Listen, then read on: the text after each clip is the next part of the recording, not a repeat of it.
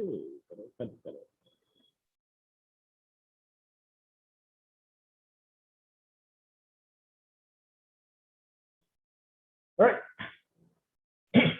right.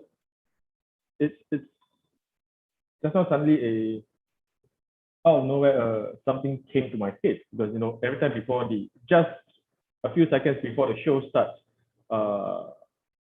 the lovely assistant Angel will actually type out "We are live." One way or another, I always at the back of my head, I always read it as "We are alive." So she's typing "We are live," and I'm reading it as "We are alive." So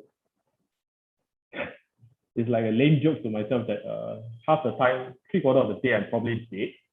Yeah, not much doing, nothing really meaningful around. Yeah. All right. So without further ado, let's go to the chart. All right, just some updates to the chart. I've already get out my natural gas trade. It's a break even. Yeah. So when price actually came crashing down at this bar, I actually got out of it already. Yeah. So it seems like price isn't going to rally anytime soon. So I'm going to wait for further confirmation. Now, if it breaks this level again, then yep, I'll consider getting in. But for right now, I'll just stay on one side. Just I think I only lose up a couple of dollars for the spread. So it wasn't really a losing trade for me. My pound cat, which is my first winning trade this week, also got up. So I observed that price actually didn't manage to break this level to trip my stop loss down. Then yeah, so it didn't break. In fact, after two bullish bars, I just decided, okay, I'll get out for a slightly less than 3-hour win. I think my target was somewhere here. Yeah, somewhere here. So I think I only got a 2.5 R. Well, profit is still profit. I mean, I would still maintain my stance that if you see that price, there are many times where I actually target above a horizontal level. Yeah. The reason why I do that is because I'm aiming for this kind of move. If price does break, then hopefully the bullish or bearish momentum will carry. If it doesn't, and then I see that it again reverses at a potential horizontal level, then I'll just get out happily. Now, Euro Swiss, this particular trade, I was stop out. So as you can remember, yesterday I got it at this bar. I did mention that it was a high risk trade simply because on the larger picture, price is just ranging. I still decide to respect my strategy rules. I get in, price got me in, and then it got me out pretty fast too. Yeah. So now that's life. Nothing much about Euro Swiss.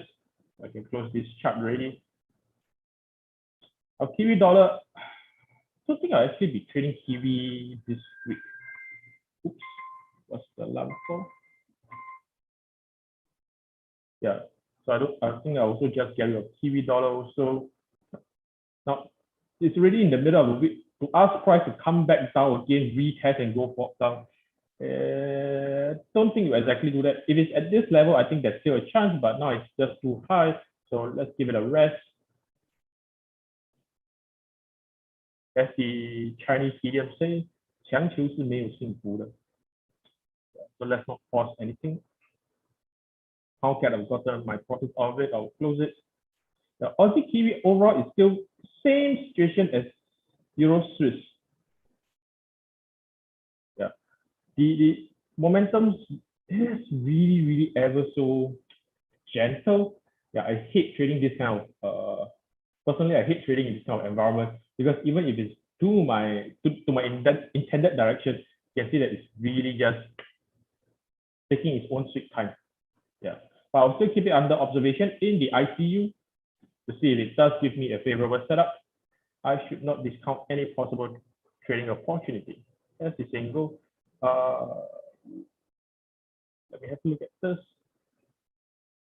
Yep, silver still a bit in la la land. Now, if silver, I'm still in the silver trade because it isn't in this account. I think I got it in this bar. Yeah, so if price actually hit this level and closes below it, then I will also get out of my silver trade. Same as natural gas, I will get out and break even. Yeah, so because I still do expect price to actually rally. In all honesty, I should have get some partial profit out of here. But guess what?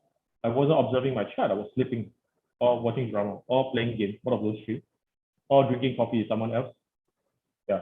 So I did actually take off partial profit. That's actually my fault. Yeah, because I did mention that I should be taking partial profit of this level, which I did not. Yeah, so if price comes down and hit me at break even, it's totally my fault. And yeah, nothing more about that. Oh, one good news is that I'm contacted Inslee, so she'll be coming in at 3:30 to give us some updates about gold, hopefully oil. Yeah, I'm more interested in oil, not lesser to the lesser extent of gold, because my dollar cat is in profit. So flat. Okay. Yep. Did I mention about dollar cat yesterday? Well, oh yes, I did. I did mention that this was really the last place that I would get in. If price actually did show me any signs of bounce, which it did. Yeah, I didn't really get in at this bar. I only got in the previous bar, which is, you can see this very bullish bar over here. Yeah, so you can see two bullish bar came up. So I took in for a 3R, which is quite clear of any horizontal level. Yeah, I will see if this will be my second win for the week. So this is something for you to consider if you want to join in the fund. So you can see that the reason why I traded was because price came down to the high of the previous range, of the previous horizontal level, in fact. Yeah, so I deemed that should possibly be a good level to get in. Let's see how that goes. Next trade which I got in was Aussie Swiss. Now there's a bit contentious. Now essentially this trick, my team is actually to still short Aussie. Yeah, so if you look at the daily chart, still a very nice downtrend essentially, and then price go back to the previous horizontal, yeah, the previous significant low. So this will be possibly a very classic break and retest, which is really my bread and butter trading setup, or bread and kaya trading setup, whichever goes. Yeah, so that's the primary reason why I decided to get in. Had a pretty tight stop loss. Let me see. Yeah, it's only about 20 pips stop loss. Yeah, if price actually does not reverse from here, it will just hit my stop loss. End of story. But if it actually travels down to 0.66 and I see hesitation here, I will actually trail my stop loss to entry. That's about it. Yeah, so we shall see how that performs. Euro odd, same story. So you can see that this was the previous. Again, a very bread and butter trade. Now, please be noted that odd Swiss and Euro odd, these are correlated trades because essentially I'm shorting Aussie. Yeah. So if these two actually performs a loss, give me a loss, then I have to shove it up my throat that I'm taking a 2% loss. But if this two is a win, then it will be a 6% win. All in all, I would still think that is a reasonable gamble. Did I just use the word gamble?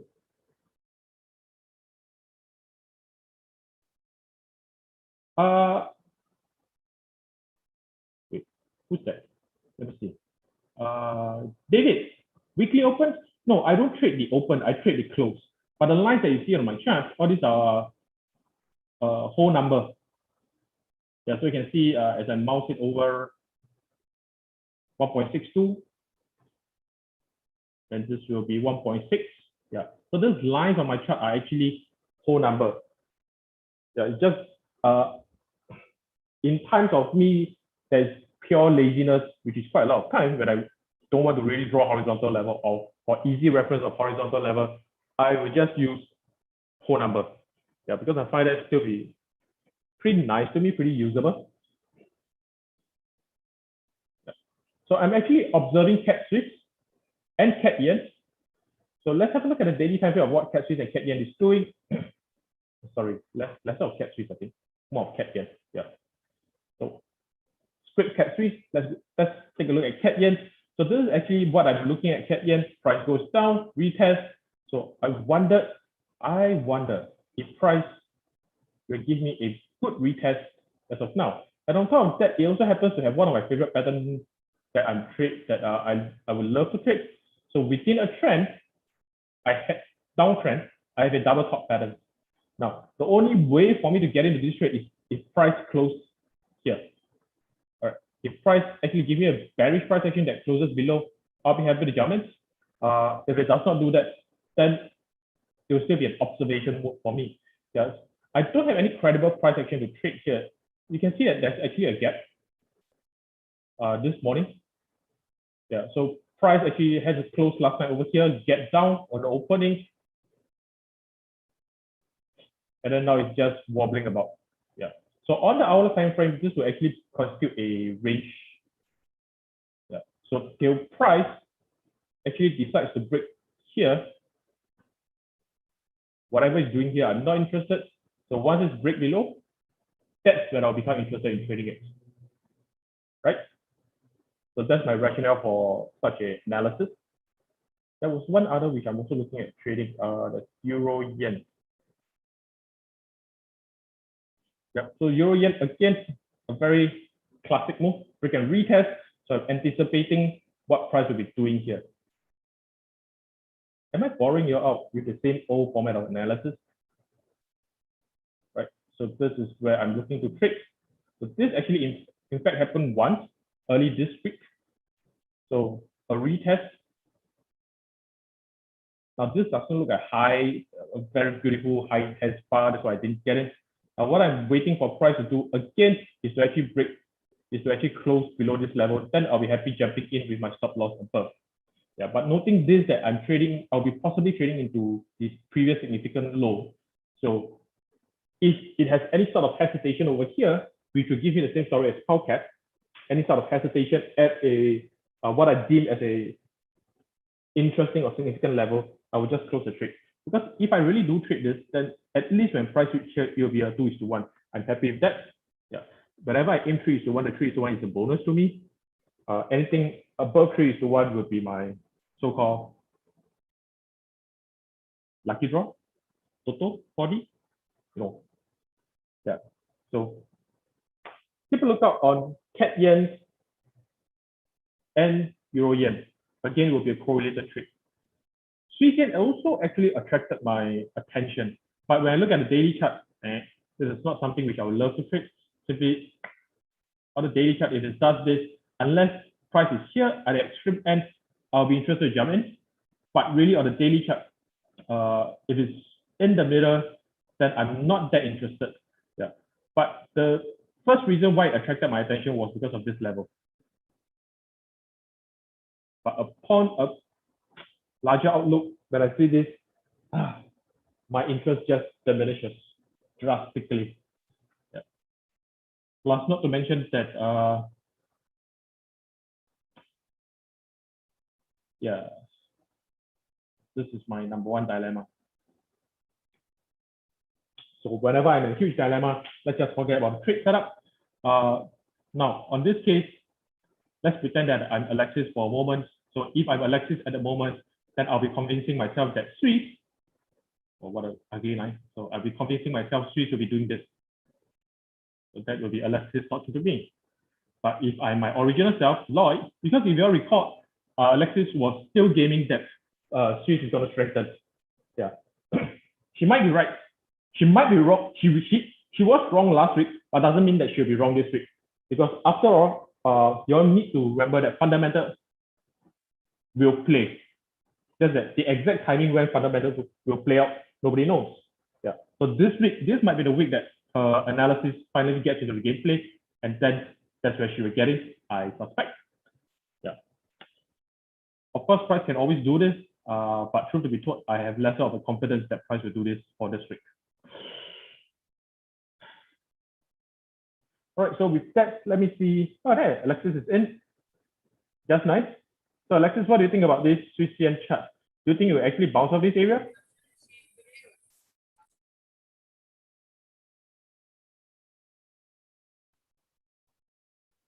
Will this be an area that actually interests you? Yeah, muted, by the way. And you are still muted. Hello, testing. Yes, I can hear you now. Okay, awesome.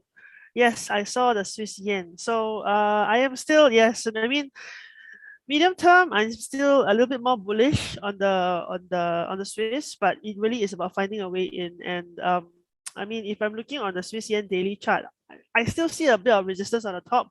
I would prefer to pick it up slightly lower, All right, so we'll see what the candles tell me, because at the moment, according to my rules, all right, I can go. Technically I can go long, but I don't have any bullish candle. So I'm just going to show my charts over here.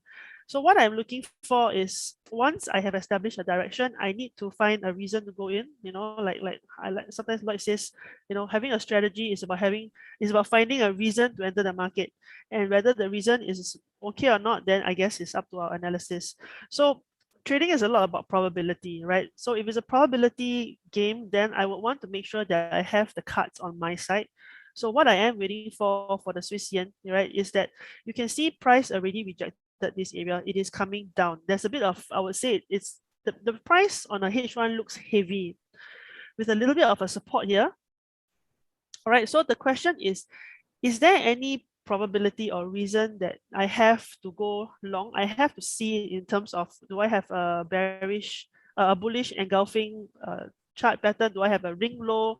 Do I have a low test bar, a clean low test bar or something? There must be something that I can say, hey, this is a signal for me to go long. If not, what this looks like, it looks like a consolidation of a potential breakout to somewhere.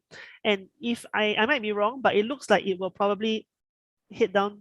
There's a possibility of it going to DS1 because it just looks very heavy. We have a lot of candles, red candles, and I don't like the possibility of entering too early. So what I will do is, you know, just observe this pair, and unless I get a clear engulfing bar over here, something that tells me direction is changed.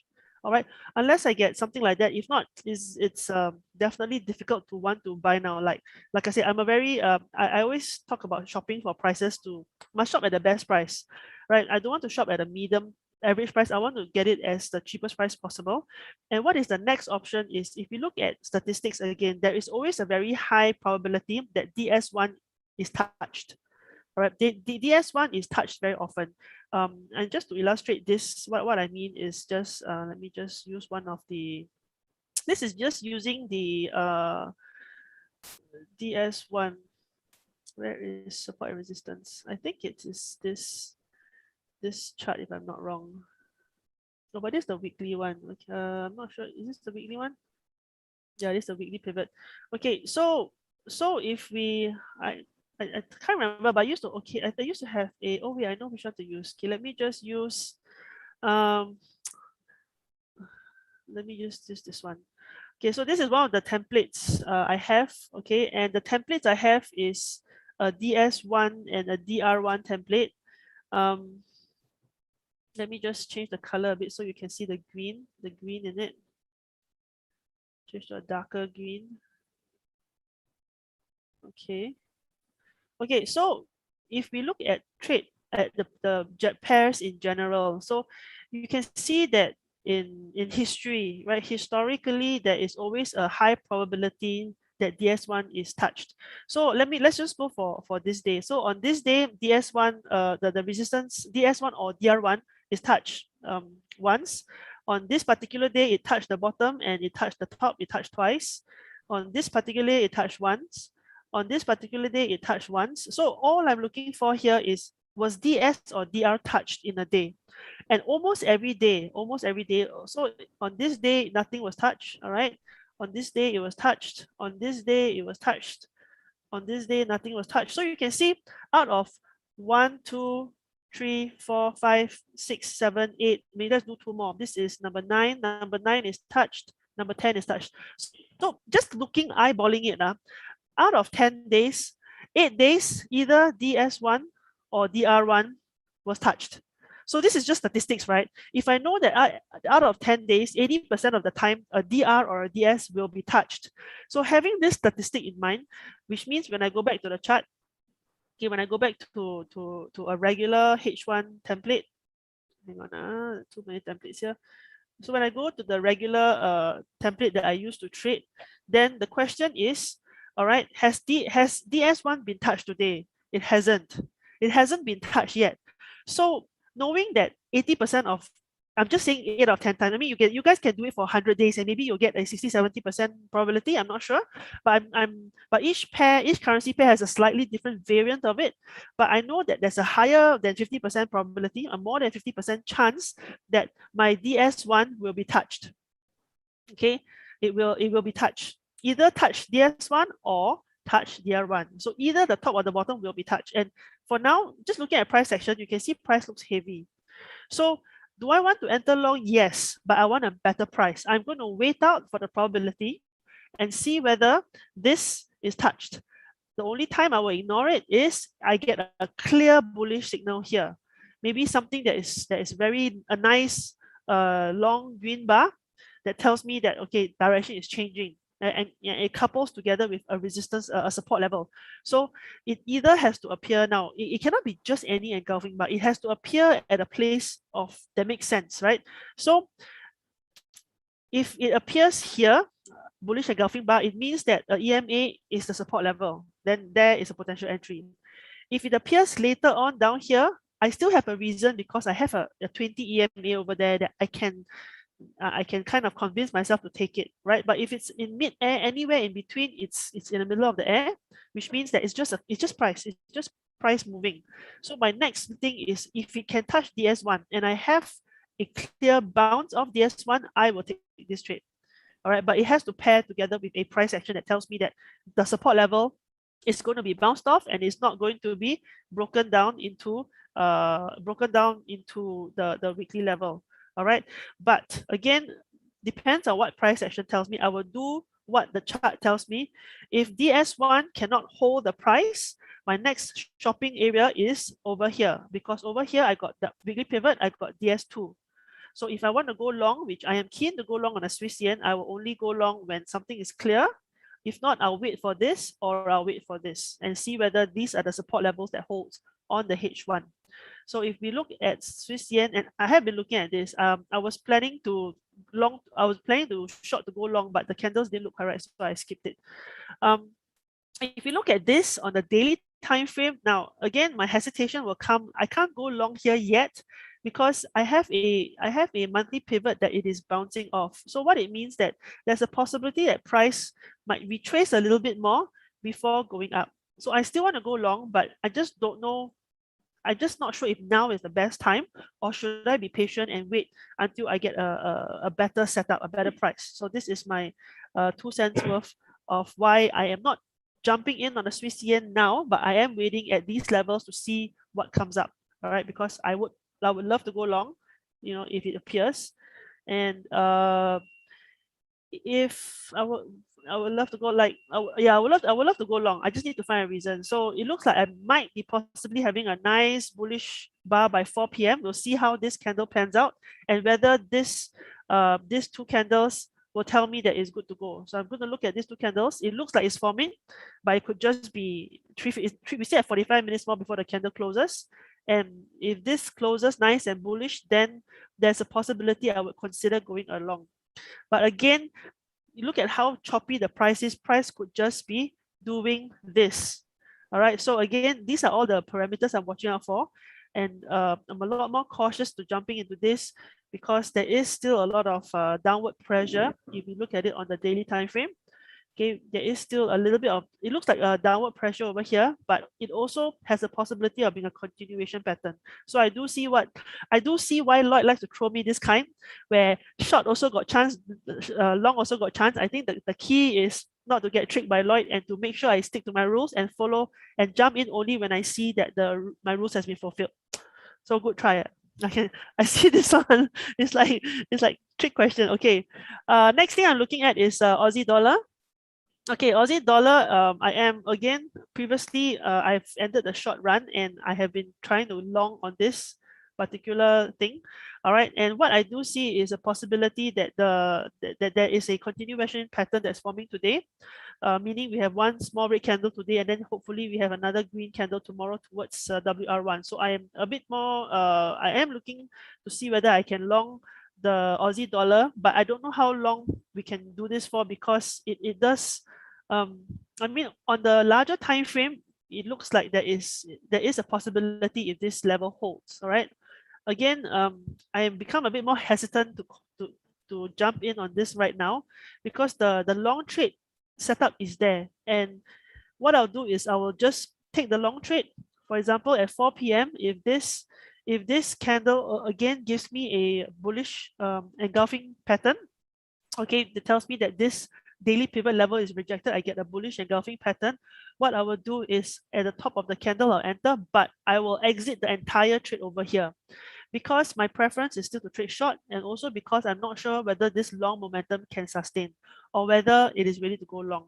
So hypothetically, this candle can go both ways, all right, because we already have a motion that does this, all right, which means this red candle has already broken below daily pivot. I have an opportunity to head down to weekly pivot, but I'm not going to ignore that the price has been going up for the past 3 days. Is this just a retracement before an upward move? So this is something that I'm very careful about. So which is why, to make it easier for my brain, I'm just going to trade long, because why? According to the trading rules that I have, daily pivot has stepped up. All right, if I get the signal here to go long, I will still go long. All right, there's nothing that tells me that it's a reversal, or it's a, it will go short. So what I'll do is I'll just follow the rules and just do that, because it's easier on the psychology. Even if I get a stop loss, it doesn't matter, because I'm still following my rules. So I'm still going to go long on the Aussie dollar. If 4 p.m. I get if this candle stays the way it looks and gives me a bullish engulfing, I'm going to jump in and go long on this particular candle. All right. If at 4 p.m. I get a very rubbish candle, like a candle that does not give me the correct signal, I'm just going to sit out and wait out again, because again, it's a dollar pair, which means we can get a second opportunity at about the 7-8 o'clock period. All right. So I would like to take a look at the Kiwis. Okay. I'm hoping this week to at least catch one Kiwi. Kiwi longs, of course, I would like to catch one Kiwi long. Let me just see what they have in terms of Kiwi. Okay, let's go to the Kiwis and see whether there is any Kiwi long opportunities on the H1. So Kiwi Cat, let's see where you are at. Kiwi Cat is interesting. We might have missed the entry. I mean, I would have missed my ideal entry. It's a bit high now. We'll come back and revisit this later. Let me just put a pin on it. Kiwi Swiss, as I said, because I am conflicted on, I'm bullish on the Kiwi and bullish on the Swiss, I will skip Kiwi Swiss so that I don't mess my own psychology up. Kiwi Yen, it looks like it's consolidating, might be right for a breakout, not sure when. We can look at it closer and see whether there anything turns up on the shorter time frames. Kiwi Dollar, I think there's a possibility of catching this as well. Price didn't, if I zoom in a bit, you can see price didn't exactly touch the daily pivot. It did touch a kind of fractal level, which is a support level. So, if I want to be a bit loose about the definition, we can consider this. So I'm just going to come back and relook at it. Now, I'm not in a hurry to jump in on these trades now, because we are, after all, only in the UK trading session. We still have time for these to move lah. I think Euro Kiwi is the other one. Oh, Euro Kiwi looks interesting. I think previously we were looking last week for Euro Kiwi. Was it Euro Kiwi that we're looking at for a long or a short breakout? Did you manage to catch this? I think, was it the Euro Kiwi or the Euro Swiss? I know it was a Euro something. Let's see the price. Monday we are looking at Euro Kiwi and Pound Kiwi. So I was saying that Euro Kiwi should go long. Pound Kiwi will eventually follow, but you shorted Pound Kiwi to a level which you got it. Yeah. Of course. I mean, I think I got spooked by this Euro Kiwi thing, so I avoided the Euro Kiwi. But it did have a nice breakout. I mean, I think this is the part that I want to reiterate. It doesn't matter who's right or wrong, but it's like it actually did happen. What happened was a breakout, and we did call a breakout. Both Lloyd and myself say it should break out somewhere. Long or short, 50-50, right? We don't really know, because sometimes this is what market does, right? If everybody knew what the market does, we'll be millionaires. But it really is about probability, and we kind of know there's a probability that Euro Kiwi will break out somewhere. Now, if Lloyd could explore a strategy that gives us a open close, a short and long trade or something that will take advantage of this, who knows? Maybe someday in the future he'll come out with one of those. But this is what happens: consolidation, breakout, and now we have another consolidation. So the second consolidation happening, how long will it stay there? The previous one stayed for about 2 days, half day, 1 day, half day. So the consolidation was about 2 days for Euro Kiwi. We have half day. Maybe the entire today will be a consolidation. Maybe by the time we hit Thursday, it will be a breakout. So I'm going to watch this to see whether there is another potential of a breakout trade. Long or short, question mark. My fundamental bias for Euro Kiwi is short, but that's just because I'm very bullish on the Kiwi as of now. I'm just bullish on the Kiwi. All right, let's see what the technicals tell us. Let's go to the daily time frame. Daily time frame price has just broken below monthly pivot. There is still room to go short to WS1, so there is a little bit of a probability there. Weekly time frame, we have a nice big long candle, again broken below the 250 EMA. So again, if we look at the range base, if this was a box, there is still room at the bottom of the box. All right. So I think overall, let's just take a quick look at the monthly just to see where the bigger picture is. Okay, monthly is slightly different. Monthly, what we do see is it is at the midline. This is like a mid. I think within 2011 to now is somewhere of a middle area, and it has moved this way. Oh, where's my mouse? Hang on. Oops, my mouse got stuck. The mouse got stuck by Tom. Yeah, my mouse got stuck. Okay, so yeah, so this is like a midline area, and price already moved away from it. So my question is, in the bigger scheme of things, in the bigger picture of things, does it mean that this place will be filled as opposed to go short? So how I will use this to consider where I want to go is that if I go short on this, I'm just going to be careful. All right, I'm just going to be careful, and I'm just going to be careful, and when I go short, I will make sure I scale out appropriately. I won't hold it for too long. Maybe the max I'm going to hold this shorts is till I think maybe this area, which is around MS1, DS2, I think it's fine. So I am going to try to trade this short to this area and then take profit and reassess when we reach there to see, will it break below this level and go lower, or will it turn back up? All right, so this is a medium, probably short-term plan, medium plan, and long-term plan for the Euro Kiwi until otherwise informed. I think the only thing that I can probably jump in on at 4 p.m. it looks like the Aussie dollar is setting up. So if this candle stays like that, I will put a small risk here. And again, my overall bias is short, right? I mean, as in fundamentally, I'm short the Aussie dollar. So if a technical trade comes, I will still go long, but I will take profit here. I just want here will at least give me a, at least 1:2 or 1:1.5, 1.8. I'm happy with that. I'm a hunting dog after all, so I'll just take whatever pips I have.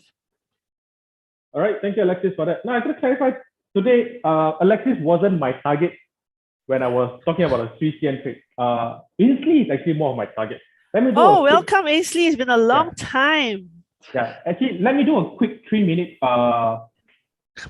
big picture to small picture analysis. Then I'll bring in Ainsley and see whether she agrees or disagrees, which I think is a fun part. Lloyd Lloyd likes to trick you into thinking, do I go long or short? Yeah, so good luck with that. I've had that for the last 3 weeks. He's been doing that to me the last 3 weeks. Yeah. Ainsley, sorry, I'm not gold. Off you go. Go, Lloyd. So the reason why I picked Swiss yen as my chart is because, look, if I'm doing a multi-time frame analysis, which I'm starting from the monthly time frame, this is what I see. This is pure technical stuff. So from this level, you can see that this 118.6 has a significance. To me, it has a significance because price did bounce multiple times in the past. Break and retest. Very classic move. Break and retest. On the weekly time frame, again, the trend line is working. Now let's go down all the way to H4 consolidation. And price is just nice at the middle part of the consolidation. Whether against it will perform another break and retest is personally what I'm interested to find out. Now, let's go all the way to the shorter time frame, 15 minutes. Now, this is where things to me get interesting. So I'm waiting for price. For those of you who are trading the lower time frame, this is essentially what I spotted before the show, right? So you can see that price wobble, force break, consolidation, force break, come above. Whether it will do this and bounce up, this is personally what I'm interested to know. Now, why Swiss Yen long, which is a contradicting view to my index analysis. My index analysis is I'm going for Swiss short, right? Now, again, I have to bring out this chart, which is where instantly will start to come in. Look, we are in the month of August right now. Oops, wrong color. We are in the month of August at the moment, and you can see that for gold, August does rally. For September, it does rally. October, not so much. November, boom. Now, instantly, are you waiting for the September movement, or is already priced in as on your side? What am I waiting for? Look, it's not just one or two things at the moment. There's quite a few things at play. We saw an interesting play by a company that bought $50 million worth of gold.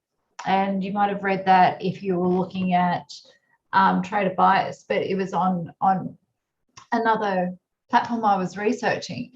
50 million is not going to move the price, but what people are starting to do is hedge. They're hedging gold, and seasonally, August, September, actually July, and July was just diddly doodah, as you can see on that. But August, September are normally months for a good rally in gold. We haven't had that so far in gold. It's pushed up, and it's pushing it uphill at the moment, Lloyd. It really is. And if you look at a gold chart, and I'll just, if I could grab that, I'm going to grab a screen share. Thank you. Share screen. Is that what I'm doing? That's not what I want to do. Actually, hang on. I just got to move a few things around. Just move that over there. Move that over there. Try that again. Okay, how many screens do you have? I've got 2, but I've got 4 on 2 screens, and it's just, otherwise I'd be staring at myself, and we don't want to do that. God. Okay, so what we're looking at here with gold. Oh, poor gold.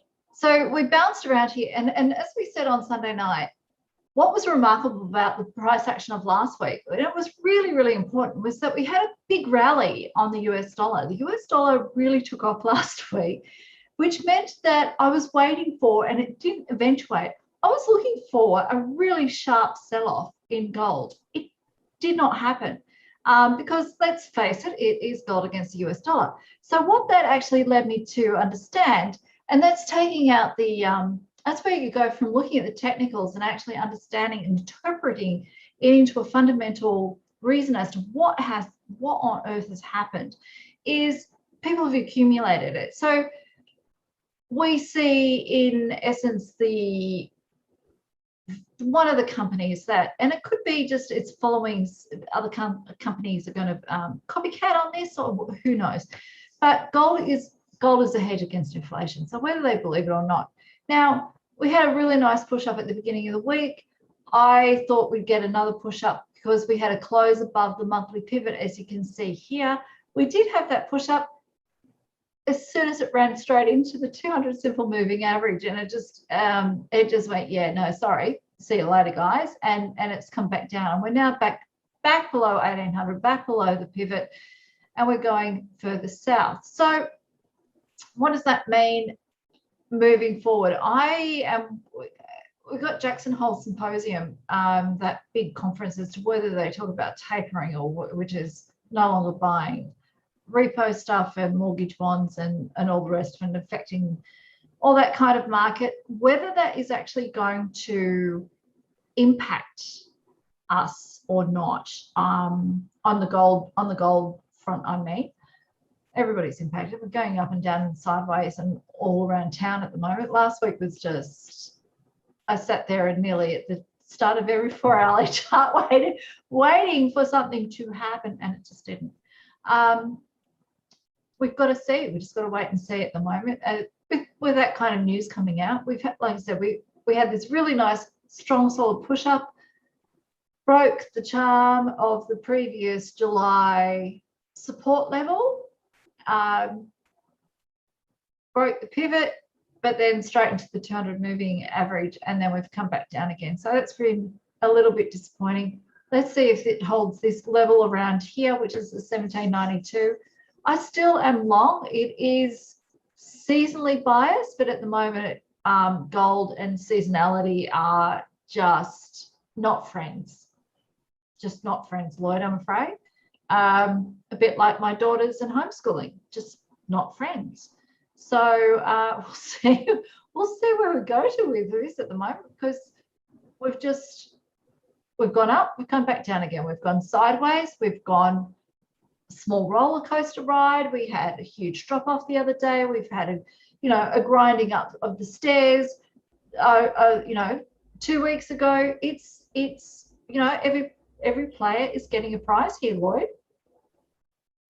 Exactly. So, to your understanding for gold, is there a fundamental push that you're waiting for it to pop up?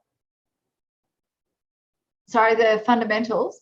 Fundamentals are, well, Jackson Hole is going to move. We expect it to move the market. So there will be a bit of reticence there because we just don't know. As I said, the technicals last week should have moved the market, should have moved it south, should have put gold on its behind with the way the US dollar took off. And it didn't. It just went sideways. It completely ignored any kind of, it was just, and that's the thing with gold. And no, look, I understand. It's just out there in its own little world, just doing its own thing. It just seems to be more and more irrelevant to the market. It just is ignoring the market on so many levels. You expect it to do X because that's a technical setup, and it just isn't. So at the moment, I haven't got any really great explanation, except for we'll just have to wait and see. I research it a lot as to getting my understanding as to what has happened or why something has happened, because then that leads to giving you historical, benchmarks as to what will happen next if you were in that same scenario. But we're not getting it a lot, are we? So whilst I'd like to think, and I know October is there is normally a big buy up of gold in September, and there is a turbo week in September. I think it's about the 8th to the 15th or so in September. It's meant to be a turbo week, and you will see a rapid increase in the price of gold. I'm not even keen to say that will happen this year either. It's just seasonalities break down, the correlations are broken down. Just so much is just not happening with gold that should be happening, and that's just making it challenging, like homeschooling. Yes. Last time not too long ago for me. So we'll say that gold is a hedge for the stock market. So will it be true this time round, or even truer this time round, that we say that gold will be a hedge for the crypto market? I mean, it's always a hedge for the crypto? Yeah, because last time you say that the stock market is volatile, but now the new kid on the block, the crypto, is even more volatile. So wouldn't company want actually more hedge against that? It's interesting because I keep hearing about these crypto, and I think they've got their own agenda, and you really got to understand why they're pushing their own agenda. And they're just saying crypto is the new gold. It's more flexible, it's faster moving, it's more volatile, it offers you more investment opportunity per se. But anybody who knows I've been on the Trading Buddies, it's my left and right brain on this. doesn't compute with crypto. I don't get it. You're not buying one and selling the other, and there's no underlying asset. So I struggle with the crypto thing big time. Jeff and I have had numerous discussions on this. It's just like, we're old school. We need a left and a right hand side of this.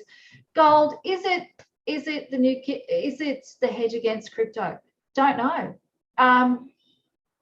I think crypto, and whether you are transitory with inflation or deflation or inflation, and they're all talking through a hole in their hat, that could determine what happens with the way gold goes as well. So inflation's transitory until it actually doesn't transit out the door and it stays and people panic buy, and then there's a surge on gold. And I wouldn't say necessarily crypto is a hedge against that.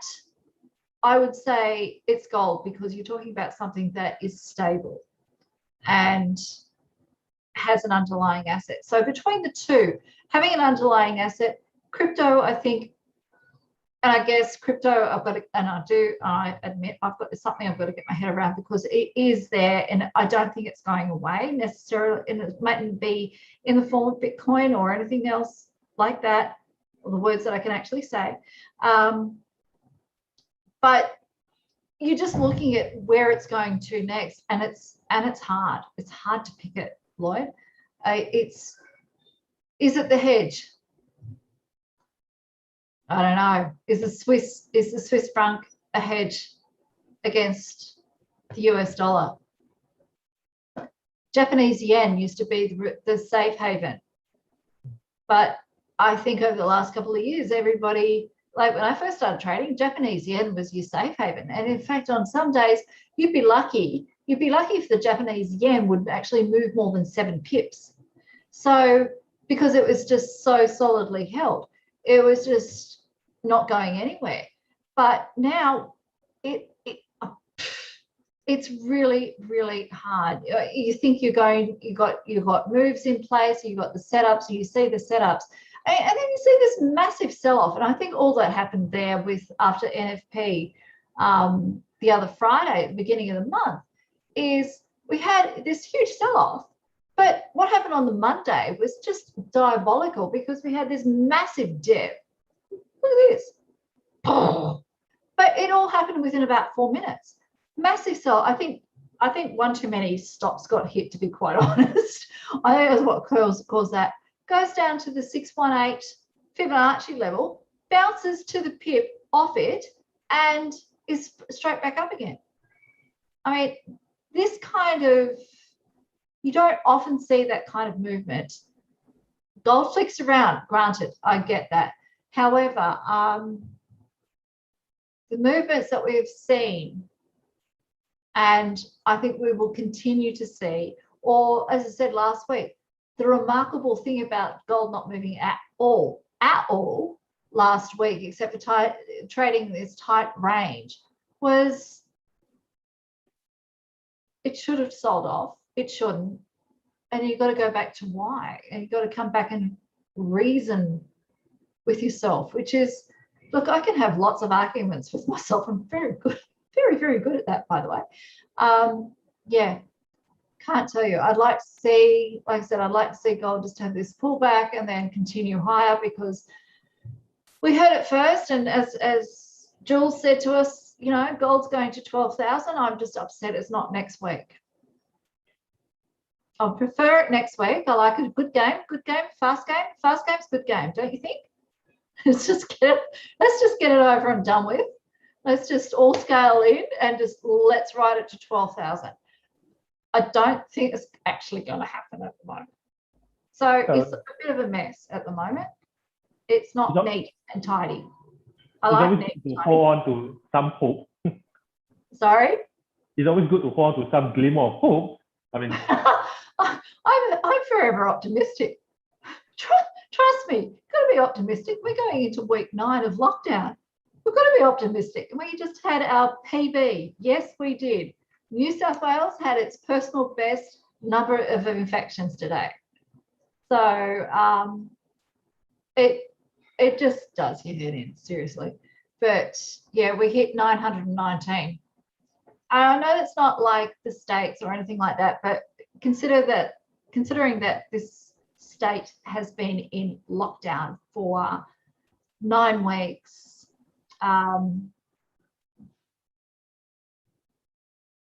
it's testing a lot of people at the moment. Yeah, I guess mentally should be quite a fair bit of people that are struggling. It's tough. It is. And being Australian, we like our personal space, and we like to get out. We, given our convict heritage, we all like to do what we want to do, and when we want to do it, and how we want to do it. And yeah, it's just not flying at the moment. It's a little ordinary. It's a little ordinary. So, and to just put the sprinkles on the top of the cake, we've had crappy weather for the last couple of days. Last weekend was beautiful. It was 25 degrees and sunny, and but at the moment, no. I'm going to throw you a lifeline. Do you want to come to the show tomorrow? Because as what Alexis has mentioned, I seem to have this nasty habit of showing up a chart and then talking about the chart, the possibility of the chart moving in both directions. That sometimes I think kind of irritates her. Yep. Well, look at it now. Do you need that kind of stimulation? There is no stimulation. Look at this. It is hugging. The 20 EMA is hugging a level of support, a level of weekly R1 holding. It's just hugging. It's just going sideways. It doesn't know what it wants to do. It's a bit like, I can relate. It doesn't know what it wants to do. It's just sitting on this level of support, old July support, as coming through.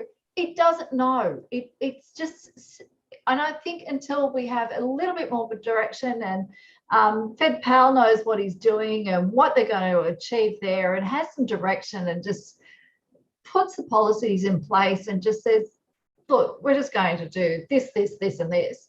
I don't think a lot of the currency pairs, or even the commodities, or it's very much up in the air. There is little direction. It's just flatlining. Look at that. The 200 simple moving average is, and the 20 EMA, it's lost its pulse. It does not have a pulse. It has flatlined on my chart. There's nothing. Nada. Lexis, want to join the fun?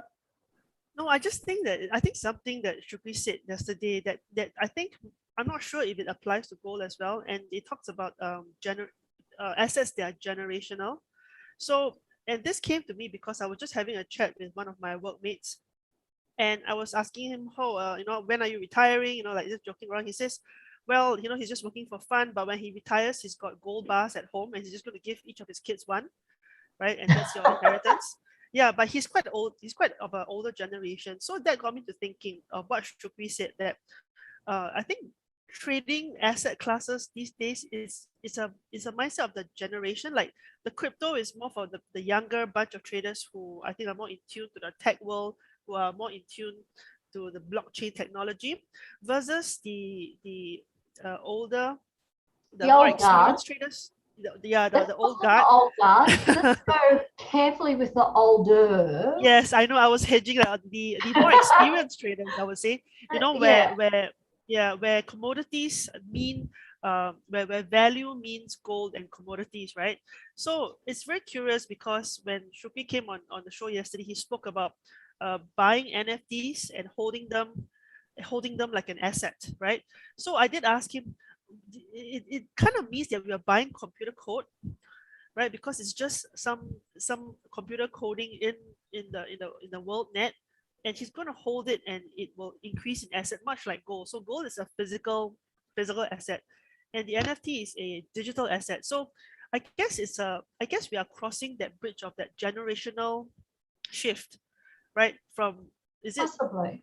Yeah, and I think maybe that's why there is a little bit of craziness going on in the traditional assets, because I'm sure traders are trying to figure out, hey, how come banks are going digital? How come, why is crypto suddenly I mean, like 5 years back, it's like, oh, it's crypto's going to tank because it has nothing real to hold on to. And 5 years later, we see that it's not just held its own, it's actually shot up and almost doubled in price. So I think the understanding, the gap in understanding for the, for the mindset is there. Because until now, I can say that um, I'm still trying to understand the value of this crypto, and why is it different in terms of versus gold, that you can actually have the physical asset. It's actually something you can see, touch, and hold, versus something digital, a code that it's so valuable, but we can't see, we can't smell it, we can't touch it. So I think it's I think it's very generational right now, where you have I agree. yeah, but I think it's also deeper than that, Lex. I think there's, and you say it's generational, but there's also the tangibility of what we're talking about is you can't hand your grandkids a gold bar. Sorry, you can hand your kids a gold bar, but an NFT, what's the underlying asset of a what is the underlying asset? And then you've got the volatility, and it's just like, okay, well, where do you go to from that? And I listen to a lot of these hedge fund guys, and they're just saying, portfolio investment managers, and they're just saying, when you've got an asset that can be incredibly volatile, it can drop 15% or increase in 15 the other way, can increase or drop at 15% because Elon Musk makes a tweet. It's just, you scratch your head and you just say, is that a sound investment? Yeah, it's very mind-boggling. It's very, very That's mind-boggling. speculation. That becomes speculation as opposed to investing, and to actually get the two together to a point of balance within a portfolio is a bit of a trick, I guess. You also say that some part of it you can have as a bit of fantasy land, and but the bulk of it should be in good, strong, growing assets that mightn't be very flash, might be a little bit boring, but have an underlying asset, and it's just not attached to. What was that thing you were describing on Sunday night? Jeff and I were just looking at each other going, huh? What? Yeah. In our meeting the other night we had, and we were just like, I can't follow this. She played a game and she got what did you get? $10 US A day. And we're going, you can work at Macca's for $15 an hour. So, we're trying to understand and correlate it and make it relative, and it's hard. Like I said, our brains go, Jeff and I go left and right. It's just like, buy one, you sell the other. Yeah. And underlying asset. But with you guys, you're going speculation, no underlying asset. Hey, let's go. Yeah, I mean, I'm still quite mind boggled by it as well. So I attempt to jump in. That should be. Yeah, so I play the games to get understanding, to figure out why is this so valuable. So it's not a huge investment for me. It's really just to see where it goes. But it's really curious, because does it mean that the underlying asset, you say, comes from a human perception of value? Is it all just perception? You get what I mean? So they think, Yeah. like, the majority thinks that this has value, therefore the value goes. And unless something comes to change that perception, then it'll go the other way. So is it a social? I mean, we are in the age where social media, and all this, we're all this, like, follow the trend, all this kind of social stuff. So is this a social trend, a social trending asset, not so much of a actual solid asset? So I think it kind of really mind boggles me as well. So that's why I'm also trying to figure out, what exactly is this, and are we? I mean, I don't consider myself young, so am I missing out on something, or am I not seeing something that these crypto people are seeing? So yeah, I'm still trying to figure it out as well. Honey, that's the story of my life. Every day, what am I missing out on? Yeah. It was like, oh, and you think you're catching on to something, but like I said, I've got my girls are about to turn 13 and 15, so they're across all of this stuff, and they get really frustrated with me because I don't pick up on stuff like that. Just like, hang on, hold the phone.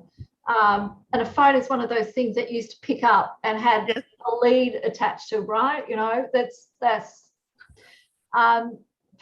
you know, they're so quick, and it is generational, and it is different, and it's coming to terms with it. But as you said, changing it from the old guard to the newer investment opportunities, it's tough. It's tough, and trying to actually understand what's going on as well. It's another thing altogether. But yeah, me trying to work out what's going on with gold at the moment, good luck. I you know, for years I've had a relatively good handle on it, but at the moment it's an interesting scenario. Definitely, definitely is. Yeah. Who's that? Alexis or Ainsley? No, it's Ainsley's. No, it's not my dog. Actually, it's the neighbour's dog. Gotta love that. We're all living cheek to jowl at the moment because nobody's getting out, and no, my dog's asleep as he normally is on his bed in front of the heater. So, hey, yeah. Look, I've got nothing more to add. I'd like to actually, I've got to say the one thing that's been really interesting this week, guys, has been oil. Can I just flick over to an oil chart? Yes, please. Yes, please. Okay. So last week, crude oil inventories, Senate plunging, and then China to close a port.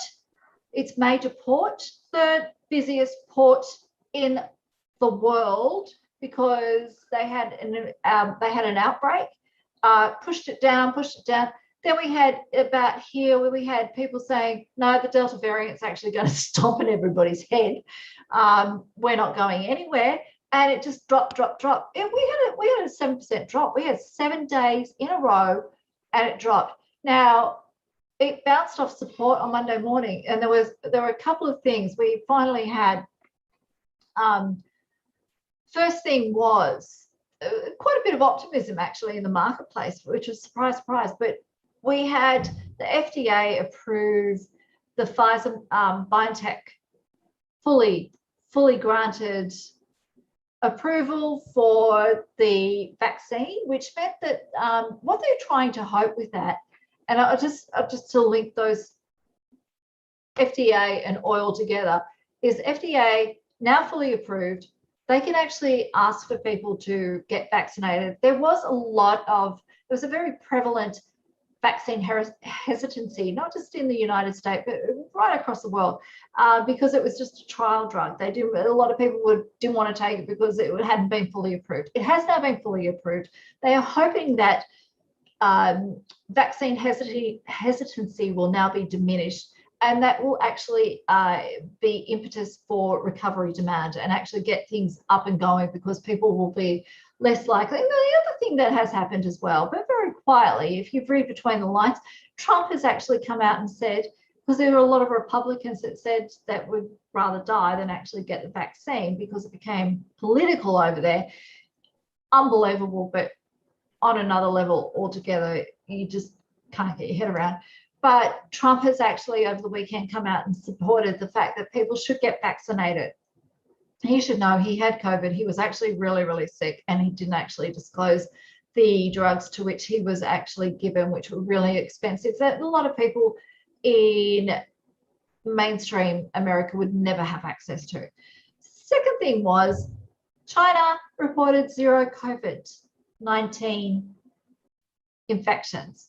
They stomped on it after shutting down their largest and busiest port, which is the 3rd busiest in the world. They've had no infections. They've reopened today and they're back into it again. So that port, they're going well. They stomped, so they've reported that they've stomped out that's going. So China, being the largest importer of oil, is a very sensitive barometer to demand. So that's what we saw. That's what's coming out of China, and that's what's bumping that up. You add the US dollar story in there as well, as weakened a little bit as well. So that a weakened US dollar is also conducive to a higher increase in oil prices. So that's what we've seen. It's come up.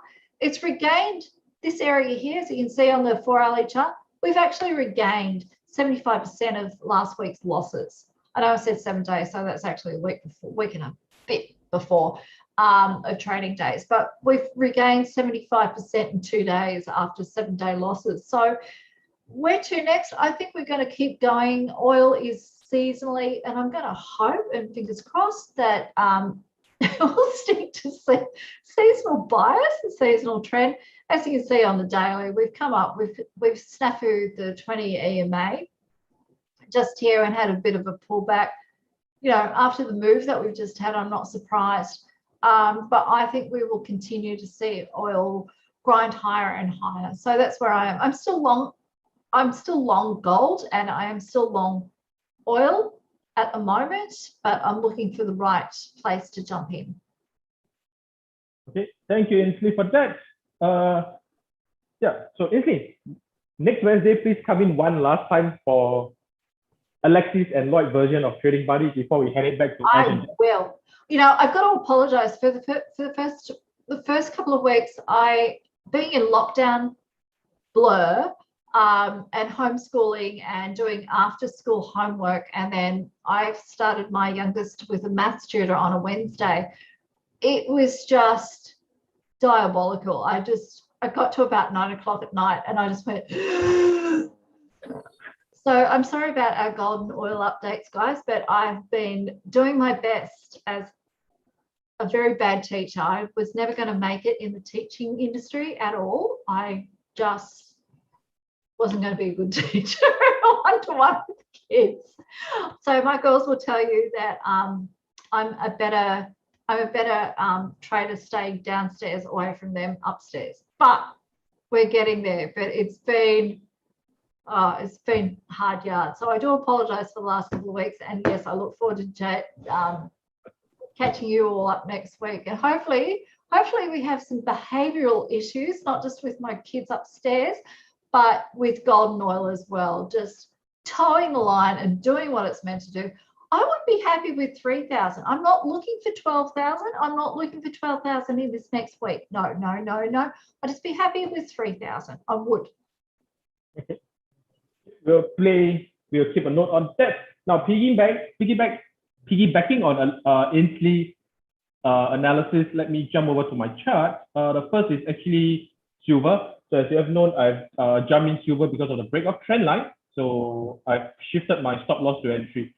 Now, I'm preparing to scale in. If this bar is an engulfing bar, that means any sort of buyers that pops in, I'll be prepared to scale into this trade. If it pops below, then I won't be scaling in. In fact, I'll be closing my first trade. Yeah, we'll see how that turns out for silver. The rationale of why I trade silver instead of gold, I've already told you yesterday, so you can watch yesterday's view. Now, also piggybacking on Ainsley oil, so that's for David Alpheus. Now, I've already gotten my profits from the pound cap movement down. What I'm waiting for is possibly here. Now, if oil is going to continue to strengthen, then it makes sense that pound cap will do this. Yep, so this is what I'm waiting for, a break and retest, and we can further to short pound cap. Now, please be aware of this level. Let me get off all my lines. Please be aware of this level. Yeah. So what happens is that, again, this will be a tricky scenario to trade. Now, if you're going to be a conservative trader, then I would strongly suggest you to wait for pound cap to clear this level before you actually jump in. Yeah. Trading over here is, I would say, more for the aggressive setup. Yeah, because you're trading straight into a really, really nice double bottom.